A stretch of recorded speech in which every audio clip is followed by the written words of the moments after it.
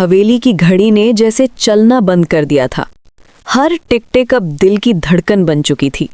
विक्रांत सोफे पर बैठा था, सिर झुकाए हुए, लेकिन उसकी आंखें बंद नहीं थीं, क्योंकि जब आंखें बंद होती तब उसे वो चेहरे दिखते। नीतू की टूटी हुई मुस्कान, रौनी की चुप्पी और मन्नत की वो नज़र जो हमेशा कुछ छिपा लेती थी।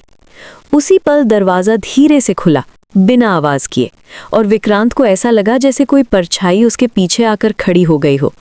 उसने मुड़कर देखा, मन्नत, लेकिन आज उसकी चाल में वो आत्मविश्वास नहीं था। उसकी सांसें तेज थीं, जैसे वो किसी डर से भागते भागते यहाँ पहुंची हो। मन्नत ने कुछ कहना चाहा, लेकिन शब्द गले में अटक गए। तभी विक्रांत ने सिर उठाकर सिर्फ एक सवाल पूछा, तुमने मुझसे क्या क्या छिपाया है? उस एक सवाल ने कमरे की हवा को काट दिया। मन्नत की आंखें भर आईं, लेकिन आंसू नहीं गिरे। वो जानती थी, अगर आज सच बाहर आ गया तो सिर्फ उसका खेल नहीं, उसकी पहचान भी खत्म हो जाएगी। दूसरी तरफ उसी वक्त नीतू के कमरे की बत्ती अचानक बुझ जाती है। अंधेरे में रौनी की आवाज़ गूंजती है, नीतू, लगता है अब सच हमें ढूंढ रहा है। और नीतू के हाथ में पकड़ा वो पुराना कागज़ कांपने लगता है, जिस पर लिखा एक नाम पूरी कहानी पलट सकता है। अगली सुबह हवेली में सन्नाटा था, लेकिन वो सन्नाटा शांति का नहीं था, वो तूफान से पहले की खामोशी थी। विक्रांत ने सबको ड्राइंग रूम में बुलाया। मन्नत खड़ी थी, सिर झुकाए, लेकिन उसकी उंगलियां लगातार कांप रही थीं। नीतू दरवाजे पर आकर रुक जाती है। अंदर कदम रखने से पहले वो एक पल ठहरती है, जैसे फैसला कर रही हो। अंदर जाना मतलब बीते जख्मों को फिर से जीना। तभी रौनी आगे बढ़ता है और कहता है, आज कोई झूठ नहीं चलेगा। और तभी एक ऐसा सच सामने आता है जो किसी ने सोचा भी नहीं था। एक रिश्ता जो अब तक ताकत माना जाता था, दरअसल सबसे बड़ा धोखा निकलता है। विक्रांत की आंखें फैल जाती हैं, मन्नत की सांसें रुक जाती हैं, और नीतू पहली बार मुस्कुराती है, लेकिन उस मुस्कान में जीत नहीं, इंसाफ होता है। एपिसोड यहीं रुकता है, लेकिन सवाल गूंजता रह जाता है, क्या ये सच आखिरी है, या सबसे खतरनाक राज अब भी किसी बंद दरवाजे के पीछे छुपा है? हवेली की दीवारों ने उस दिन पहली बार सच का बोझ महसूस किया। ड्राइंग रूम में जमा हर इंसान की सांसें भारी थीं, जैसे हवा तक को डर लग रहा हो कि अगर वो हिली तो कोई राज टूटकर गिर पड़ेगा। विक्रांत बीच में खड़ा था, लेकिन अब वो इस घर का मालिक नहीं लग रहा था। वो एक ऐसा आदमी था जिसकी जमीन उसके ही पैरों के नीचे से खिसक चुकी थी।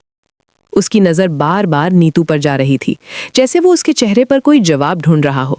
लेकिन नीतू की आंखें आज आईने की तरह थीं, सब दिखा रही थीं, कुछ छुपा नहीं रही।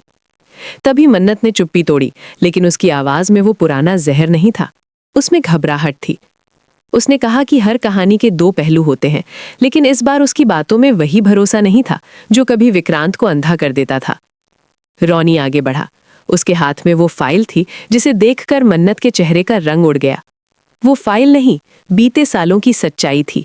हर झूठ, हर साजिश, हर वो चाल जो नीतू को इस घर से बाहर निकालने के लिए चली गई थी। रौनी ने कुछ नहीं कहा, बस फाइल खोलकर टेबल पर रख दी। कागजों की आवाज पूरे कमरे में गूंज गई, और उसी आवाज के साथ मन्नत का आत्मविश्वास दरकने लगा। विक्रांत ने पहली बार उन सबूतों को ठीक से देखा। तारीखें, दस्तखत, बदले हुए बयान, हर पन्ना उसके सीने पर हथौड़े की तरह गिर रहा था। मन्नत ने खुद को संभालने की आखिरी कोशिश की। उसने एक ऐसा सच बोलने का दावा किया जिसे सुनकर सब चुप हो जाएं। उसने कहा कि अगर नीतू वापस आई तो ये घर कभी पहले जैसा नहीं रहेगा। लेकिन नीतू मुस्कुराई, शांत, स्थिर, बिना डर के। उसने कहा ये घर पहले भी सच के साथ नहीं था। इस एक वाक्य ने पूरी हवेली को हिला दिया। विक्रांत की आंखें भर आईं, क्योंकि उसे समझ आ गया कि जिस औरत को उसने कमजोर समझा था वही सबसे मजबूत निकली। तभी बाहर तेज हवा चली और दरवाजा जोर से बंद हो गया। सब चौंक गए, जैसे किस्मत ने खुद ऐलान कर दिया हो कि अब पीछे लौटने का रास्ता बंद है। मन्नत समझ चुकी थी कि अगर आज उसने कुछ नहीं किया तो वो हमेशा के लिए हार जाएगी।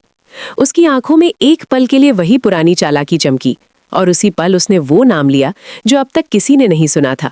एक ऐसा नाम जो विक्रांत के अतीत से जुड़ा था। कमरे में सन्नाटा छा गया। विक्रांत के होंठ कांपने लगे। नीतू की मुस्कान गायब हो गई, और रौनी, पहली बार रौनी का चेहरा सख्त हो गया। एपिसोड का ये हिस्सा यहीं खत्म होता है, लेकिन अब कहानी सिर्फ नीतू, विक्रांत और मन्नत की नहीं रही। अब ये कहानी अतीत, पहचान और उस सच की हो गई है जो अगर बाहर आया तो सब कुछ जला देगा। उस नाम के गिरते ही जैसे हवेली की नींव हिल गई।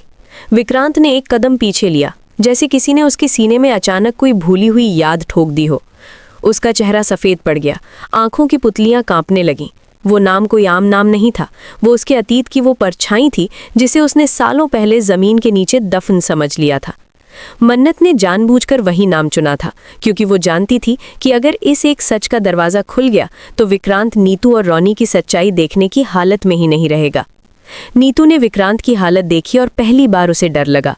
ये डर मन्नत का नहीं था, ये डर उस सच्चाई का था जो शायद वो भी पूरी तरह नहीं जानती थी। रॉनी ने तुरंत हालात भांप लिए। उसने महसूस कर लिया कि मन्नत आखिरी वार कर चुकी है और ये वार सीधा विक्रांत की पहचान पर था। कमरे में बैठे बुजुर्गों की आंखें सवालों से भर गईं।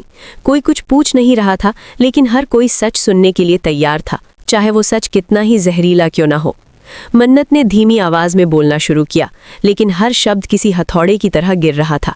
उसने बताया कि विक्रांत की जिंदगी में जो कुछ भी अब तक हुआ, शादी, कारोबार, वारिस, सब कुछ एक झूठ की नींव पर खड़ा था। उसने इशारा किया कि नीतू को इस घर से निकालना सिर्फ जलन नहीं थी, बल्कि ज़रूरत थी, क्योंकि नीतू धीरे धीरे उस सच के करीब पहुंच रही थी जिसे जानना मन्नत के लिए खतरनाक हो सकता था। विक्रांत अब खुद को संभाल नहीं पा रहा था। उसने पहली बार ऊंची आवाज में कहा, बस, लेकिन मन्नत रुकने वाली नहीं थी। उसे पता था कि अगर आज उसने सब नहीं कहा तो कल वो कुछ भी कहने की हालत में नहीं रहेगी। नीतू आगे बढ़ी और पहली बार सीधे मन्नत की आंखों में देखते हुए बोली, अगर सच इतना बड़ा है तो उसे अधूरा मत छोड़ो। उस पल हवा भारी हो गई और फिर वो सच सामने आया, एक ऐसा सच जिसने रिश्तों के नाम बदल दिए। विक्रांत को एहसास हुआ कि वो जिस परिवार को अपना समझता रहा वो शायद कभी उसका था ही नहीं। उसकी माँ की चुप्पी, पिता का दूरी बनाए रखना और मन्नत की ज़रूरत से ज़्यादा दिलचस्पी सब अब एक सीध में जुड़ने लगे। विक्रांत घुटनों के बल बैठ गया।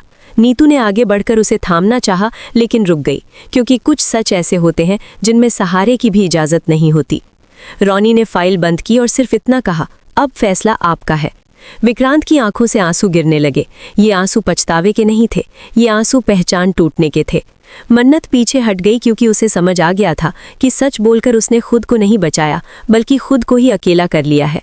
एपिसोड का आखिरी दृश्य बेहद शांत था, बहुत ज्यादा शांत। नीतू हवेली के दरवाजे के पास खड़ी थी। इस बार कोई उसे रोक नहीं रहा था। विक्रांत ने कांपती आवाज में कहा, अगर तुम चली गई तो शायद मैं खुद को कभी माफ नहीं कर पाऊंगा। नीतू ने पीछे मुड़कर देखा। उसकी आंखों में न गुस्सा था न दया, बस एक सवाल। दरवाज़ा धीरे धीरे बंद होता है, लेकिन ये साफ नहीं होता कि नीतू बाहर गई या अंदर रह गई। कहानी यही नहीं रुकती, क्योंकि अब लड़ाई रिश्तों की नहीं, सच और पहचान की है।